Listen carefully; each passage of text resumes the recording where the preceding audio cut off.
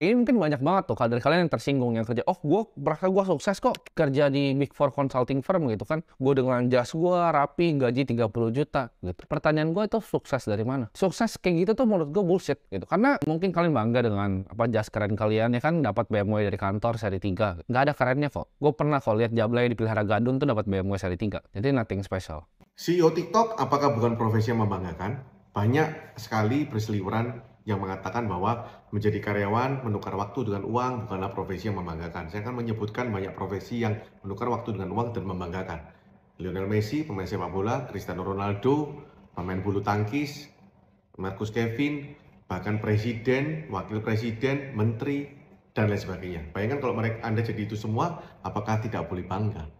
Masa nggak boleh bangga? Pengusaha ataupun karyawan sama-sama punya kesempatan bisa sejahtera. Para motivator sebaiknya jangan selalu mengarahkan orang-orang untuk jadi pengusaha, tapi lebih baik arahkan dan didik mereka untuk do the best di bidangnya. Kalau jadi karyawan, tapi tidak punya nilai-nilai profesional, bagaimana mungkin bisa berhasil?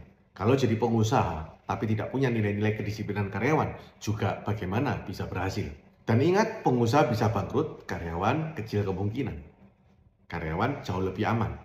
Pengusaha bisa kaya raya, karyawan juga bisa sejahtera. Karyawan kalau ahli nantinya juga bisa menjadi komisaris kok di banyak perusahaan karena dipercaya. Bahkan bukan hanya komisaris, tapi bisa jadi wali kota, menteri, gubernur, bahkan mungkin presiden. Pengusaha dan karyawan itu dua hal berbeda. Saya pengusaha, tapi saya juga karyawan karena saya digaji. Yang lebih penting daripada status pengusaha atau karyawan adalah pola pikirnya. Kalau dia karyawan, tapi mikiri perusahaannya bisa besar, yang memikirkan hati dan otaknya diberikan untuk perusahaan, tentu dia jauh lebih baik daripada pengusaha yang hanya memikirkan perutnya sendiri. Banyak pengusaha yang saya tahu juga hanya memikirkan perutnya sendiri. Dia tidak memikirkan bagaimana perusahaan bisa berkembang, tapi perusahaan hanya dijadikan alat untuk mengumpulkan pundi-pundi kekayaannya. Dan jangan selalu melihat rumput tetangga lebih hijau, tapi lebih baik lihatlah rumput di halamanmu sendiri dan sirami pupuklah supaya lebih besar. Dan yang kedua, yang terakhir, jangan meludah di sumur yang kau minum. Saat ini kamu ada di mana? Rawat dan jaga sumur itu supaya tidak menjadi kotor. Be rasional.